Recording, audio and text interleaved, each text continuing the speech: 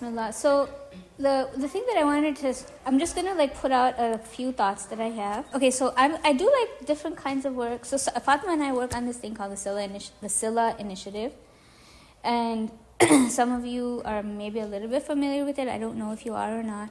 It's this organization where we are trying to talk about the social teachings of Islam and like the relevance and the importance of the social teachings of Islam, and like how they act as a counter and a really good alternative to the individualism of the modern day, right? So like the modern age is becoming more and more individualistic. What does Islam say about that? Or what does Islam say about feminism? What does Islam say about the various isms that are out there? And so that's our intention. And so we have various things that we've written about on our website, that we've done programs, like lecture programs here in Chicago and other places also. And so that's like my Muslim community work. But I'm also an academic.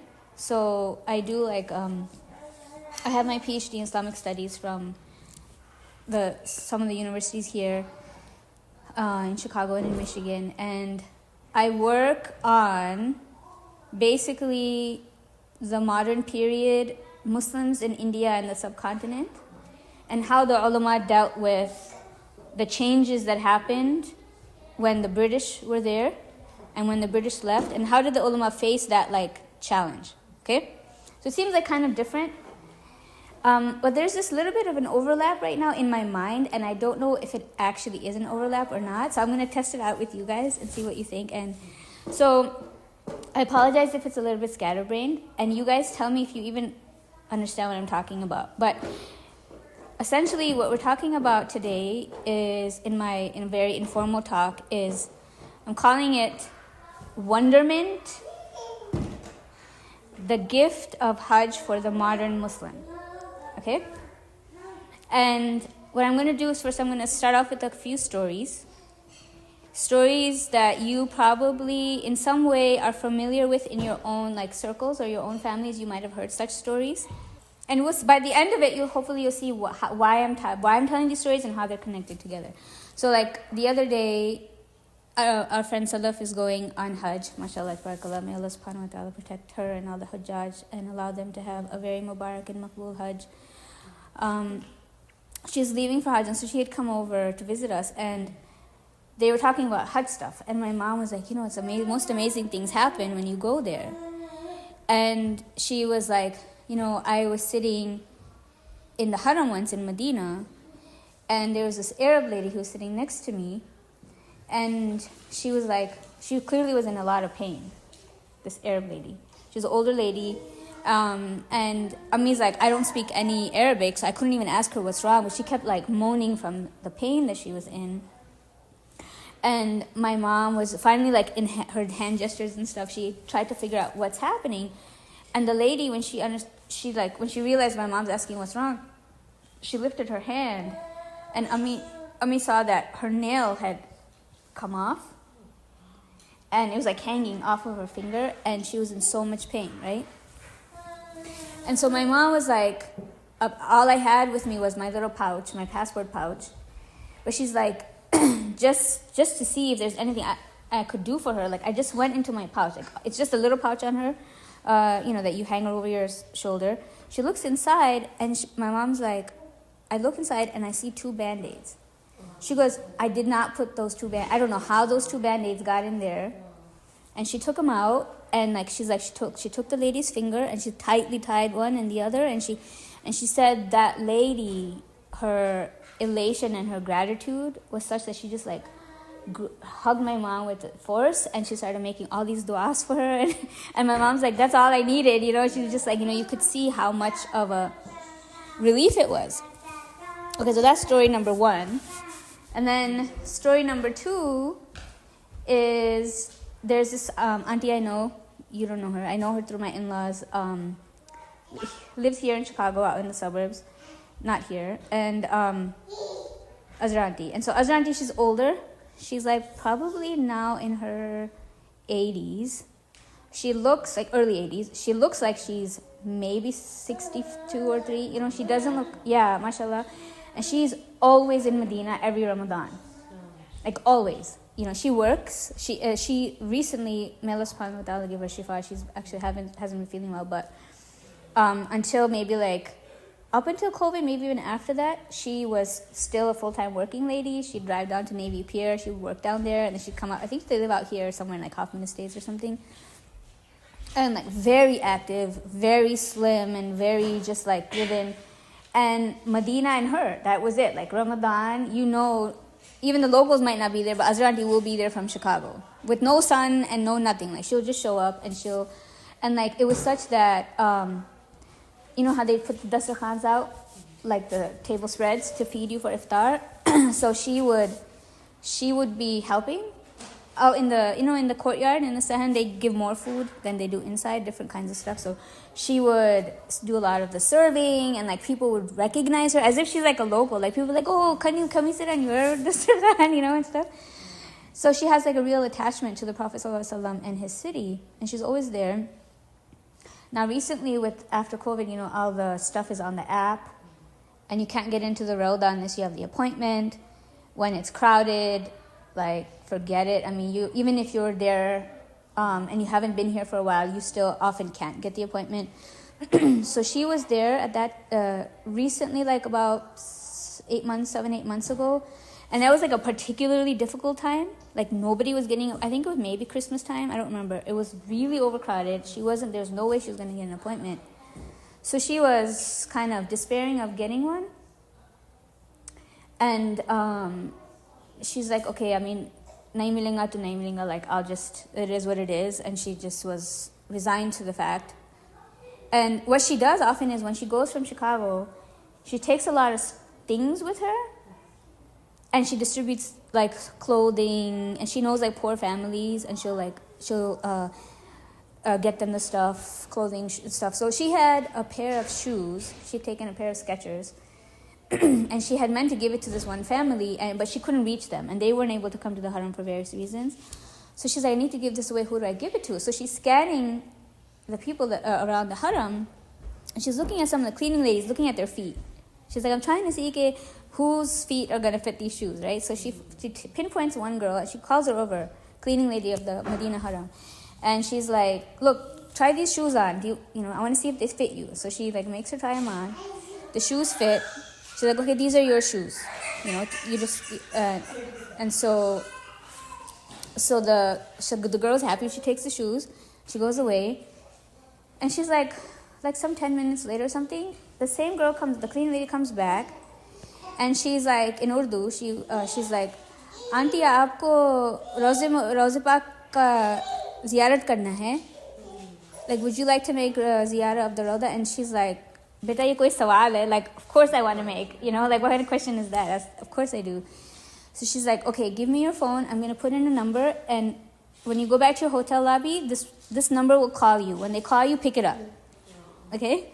So she puts in the number. And she says, Auntie, ab aap ye answer, you have to answer this call when he calls. She's like, okay. So she goes back to her lobby, it was after Isha, and she gets the call from this number. She answers it, and he's like, are you at the such and such hotel? She says, yes. Okay, I'm coming. So this man comes, young man, and he meets her in the lobby. Auntie's like so trusting, okay? Like, who would give their phone up and like get them to... He's like, okay, Auntie, aapka phone dijiye. So he's like, ask for the phone. She gives him his phone. I do not recommend this. He takes the phone, he does something to it, and he goes, here. And it's her Rawda appointment. And it's not a screenshot. It's a flashing, proper Rawda appointment, right? And she's like, oh my gosh, she's like, what can I give you? Like, what kind of how much can I give you? And he's like, I didn't do this for money. Like, this is for you. Like, this is your, just make dua for me. And she's like, of course I'm going to make dua for you. And he leaves, right? And she gets her Rawda appointment. And she gets to go on the ziyarah, right?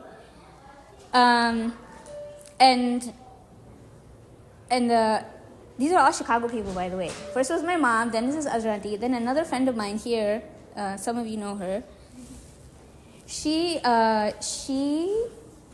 also had a similar experience. I'm not going to go into the details of hers, but basically it's about the same thing, where she'd given up. She'd given up about getting the Roda appointment, and she went and she sat in the haram.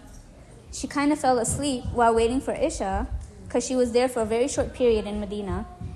And when she awoke, there were these two Sudanese ladies, and they look at her and they say, "You're so beautiful." They were laughing. She's like, why are you smiling at me? He said, we're just noticing you're so beautiful. She's like, oh, thank you. No. This is another person who's actually, we went to high school with, but I'm not going to tell you who it is. So she starts, so they start talking and stuff. And then she said, they're like, if we can do anything for you. But they got really they really connected with each other. They're talking, the daughter of the lady, was in the same profession as my friend. And so she started giving her advice, and then they were like, we're from Medina, and then they became friendly. You say, if there's anything we could do for you, please tell us. She said, actually there is. I'm trying to get to the Roda. I can't get an appointment. I'm leaving tomorrow. And my friend had been calling me, what do I do? I'm like, I'm sorry, I don't know how to help you. Like, you had to do this. If you don't get it, there's no way. These people are like, oh, okay, no problem. Like, we'll put in because we're local Medina, we get our own slots. So they took her, of course, they took her phone, they did something, like Medina people have more allowance than we do. And they got her an appointment, they took her over to the line. It was that night, like within an hour was her Roda appointment. It was after Isha. The same friend of mine, years before, when her kids were more little than they are now, she said she had left her children, because she was like super active mom, right? At that point, like they were little kids. Now they're big, but she was really always busy with the children. She got a chance to leave the kids with her husband. She had enough time for where she didn't have to nurse or whatever. She's like, I just want to go make tawaf by myself. He's like, okay. So she went into the haram. She starts making the tawaf. She's like, it looked really like sort of clear. It was really low crowd, and she's like, I just thought it's going to be really easy. You should just do it. Go and touch the Hajar al-Aswad. Right? So she started going in to try and touch the Hajar al-Aswad, and she said then all of a sudden like this rush of people came, and she said it was so bad that she's like, literally I saw my children going through before my eyes, like I thought I was gonna die, and I'm like, my baby's little, who's gonna feed her? Like that's like, she literally was getting crushed, right? So she's panicking, and she's thinks she's gonna die. And then she goes, and Fareeha, I swear to God, you know what happened? I goes, what? She goes, this man appears. She's like, he's so tall that he's above all of the people. And he has a green turban. And she goes, he just went like this with his arm, and the crowd parted. And I came out. And I'm like looking at her, and I was like, oh my God, I'm like, you're giving me chills. She's sitting in my kitchen in Jeddah on her way back, and she's telling me like, aisa hua tha mere saath, right? Like she's not saying in Urdu, she's telling me in English. She's like, he just put his arm like this, and the crowd parted enough for me to exit. I exited, and I turned to say thank you, and he was gone. And I was like, oh my God, just like, that's probably like Khidr alayhi salam or something. And she's like, really? She's just like, she's really, really simple-hearted, pure-hearted person, mashallah. So this was her reaction, right? And as my friend, as Sadaf was visiting us, we were like telling her these kinds of stories. I didn't tell her this one actually, but I was telling her the nail story, and we were telling some other stories. And she goes, yeah, subhanAllah, my Nana, I'm assuming he was originally from India, North India. When he was going to be going for Hajj, she goes, my Nana used to have really thick eyeglasses, really, really thick. And she goes, there was some faqir, like a beggar, and he just gave him some money. And the faqir, he took it, and he told her Nana, come here, and he gave him a little kadi, like a little stick. And he goes, use this kadi in your eyes. You know how you apply like surma? You use this kadi in your eyes, and your eyes will improve. and she says her nana used that gadi, and he never needed his glasses again. She said until his dying day, like all he would need is maybe a little bit just for reading, but he was like, he didn't need his glasses, right? So why am I telling you these stories? And what does it have to do with what we're doing here? The reason I'm telling you these stories is I feel like this is like Hajj and Mecca and Medina. They offer a certain opportunity for us as Western Muslims of coming close and being able to see the amazingness of Allah subhanahu wa ta'ala's presence in a very tangible way. Right? This is what I meant by the wonderment, right? Just like there is a sense of wonder when you go to Mecca and Medina, right? This sense of subhanallah, this unbelievable, like how did that happen? And how things just, Azranti got the Rauda. There's a flow of things. There's a movement that is intangible, immaterial, incomprehensible. Other than to say, that was Allah who did it. Right? There's no other physical, material, logical explanation that you can give for these kinds of things. And that break, the Muslims, like the Sufis especially, they would call these kinds of things, sometimes they would say like khalq al-'ada, like the breaking of the norms. Not miraculous necessarily, right? But just unusual stuff that would happen, especially with the awliya, right? Especially like this Qadi story and, the parting the crowd with his hand story. He's like above, like 8 feet tall man, So these unusual kinds of things. And it allows us, even though we come from a land, a place, the United States of America or the United Kingdom, if you're like from other parts of the West, where there is no ruhaniyat, right? No like the spiritual feeling of things. That's not something people experience. They don't even know what you're talking about, right? And then there are certain modes of thinking and movements even within the Muslim world, having been influenced from like the modern period and colonization and modernization and Quran and Hadith. You only can talk about certain kind of way of talking about the deen, where it has to be like really, where is it in the book, otherwise it doesn't exist, that type of thinking.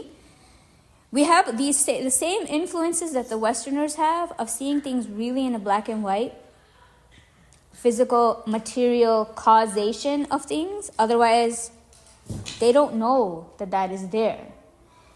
And when we, as those same people, we're coming from that same milieu, we're coming from that same mode of thinking, but we have this tremendous advantage where Allah subhanahu wa ta'ala has given us the barakah and the anwar and the nur, the light of these haramain.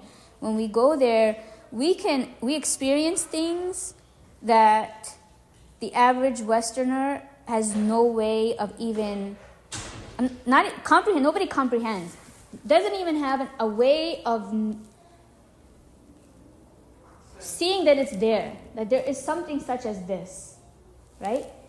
And I've been thinking about this idea of wonderment, and like just seeing that there's another dimension, not just in like some weird kooky like, this what do you call those people? Flying Sufis on carpets. Flying Sufis on carpets, or even like the Westerners, they're into these like tarot card and all this. There's like they're trying to reach something else because the spirit sort of another realm. Some of them are because there's intuitiveness in the human being, fitri. Like even non-Muslims will sometimes search for it, right? But what we have is that intuitiveness lined up with the sunnah of the Prophet ﷺ and the sharia in a way that it should connect you to Allah subhanahu wa ta'ala.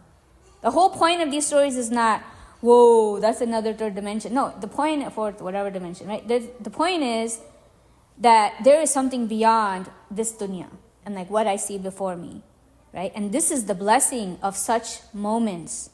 And this is the blessing of, we see in the life of the Prophet ﷺ, there are such moments. There are such moments even in his life where the Sahaba experienced things and they would come back and tell him.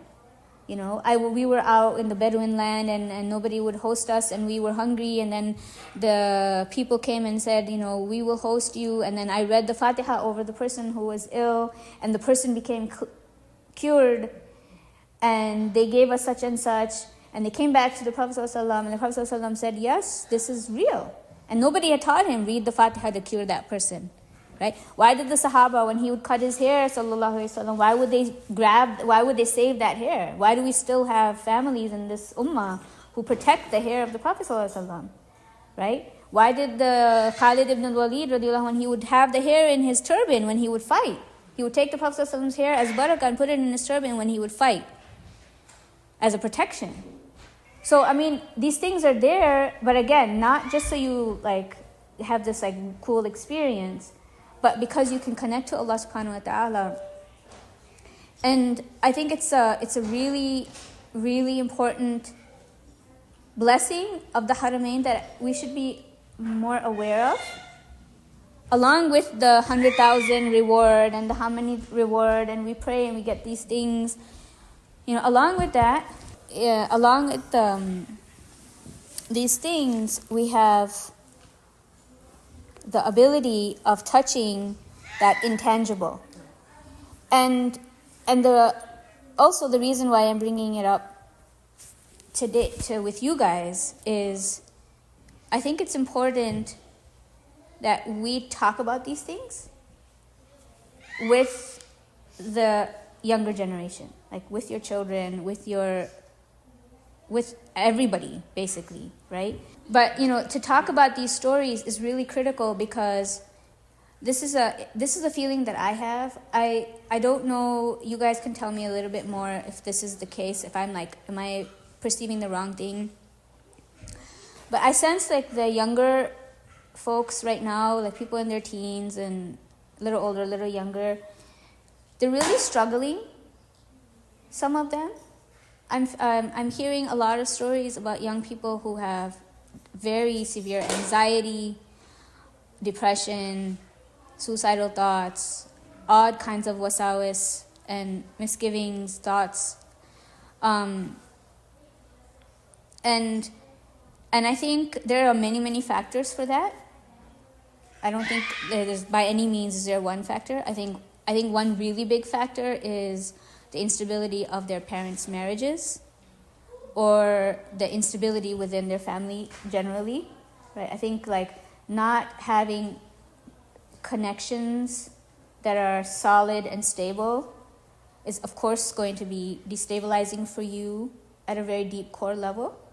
And that doesn't mean there weren't unstable families before. There were always some, unfortunately, some dysfunctionalities in families and where people were not following the sunnah and the way they dealt with each other. But there were so many other relationships. At least even myself, I grew up in Chicago, but I was telling one of you, I had my whole mother's family here. I had my whole father's family here, including our grandmothers, all my aunts and uncles. We would, in the Eid day, it would be my nanyal in the morning and my dadyal in the evening. It was busy. And even with all the family politics and stuff, you knew there were a lot of people who cared about you. Somehow you knew that, right? Even with whatever politics was happening, right? And some of us in this room, I know personally, I know that you guys still have that. But most American Muslims do not have that. And even if they do, the way we used to visit with each other and see each other has changed. A lot of it being because I think the women are working and they're not able to manage a lot of hosting, or they actually just don't know how to host. They don't know how to have a lot of people over or even a few people over. They don't have the basic skills to be able to do that. So that's one factor, and there are many other factors, right? We grew up at a time where America was, you knew you were going to have a job. You knew it was going to be a decent paying job. You knew you were going to have a car and a house. You knew you were going to have everything. Now they don't have that as a given anymore. That in itself is really, I'm sure, disconcerting for young people who are trying to figure out what to do in the future. But this, the point of this wonderment and the ruhaniyat I bring up, because I think it's another factor that if you have various challenges in your life and you've already seen that there is this third dimension, that there are strange things that happen where Allah subhanahu wa ta'ala just takes care of things in an odd way, in a way that you never could have expected. You know, like there are forces out there who are working in your favor. You can't see those forces, right? And you've heard these stories growing up from people you know, and you hear especially the stories of the awliya, right? Like, you know, as Desis, you guys saw, whoever's Desi here, you've, I'm sure, heard of like the walis, the pious people who would be in their country, and when they want to go pray in Makkah, they would just be transported, right? They would be transported by tay, like by the folding of time and space, where Maghrib there, Asr there in Hyderabad, and Maghrib and Isha they pray in Makkah and they come back. Have you heard these kind of stories? Yeah, so there are lots of stories like this. And I was like, yes. Yes, right? Like, so, I mean, there are many stories like this, and I thought it was just like, you know, the Desis who are in tune to this, but then Rehan, like one of my Palestinian friends, she was telling me some stories about her village in Palestine, and same thing. She's like, yeah, you know, there was the Imam of the masjid, and everybody knew that Isha prayer or Fajr prayer or something, like somebody else had to lead it because he would go to Mecca, and he'd be back to lead the prayer in the morning.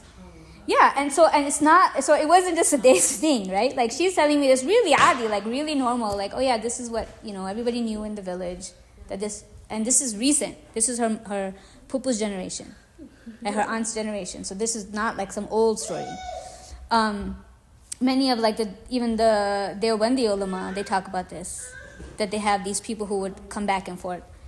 So, you know, but I really feel like it's important to learn these stories, like to learn the stories of the awliya, and to learn even like these are local stories, guys. Like I told you, 4 stories from Chicago people, you know. Talk about these stories and make sure that they're normalized. Because I think they would open there's a thing in the heart that needs to open, where it is perceiving the presence of Allah subhanahu wa ta'ala, right? And when that thing in the heart opens, this is where the iman and the light really goes in. And there's like a settling and an anchoring and a confidence that can come for the young person or the older person. The older person has this because they've already been seeing this through their life.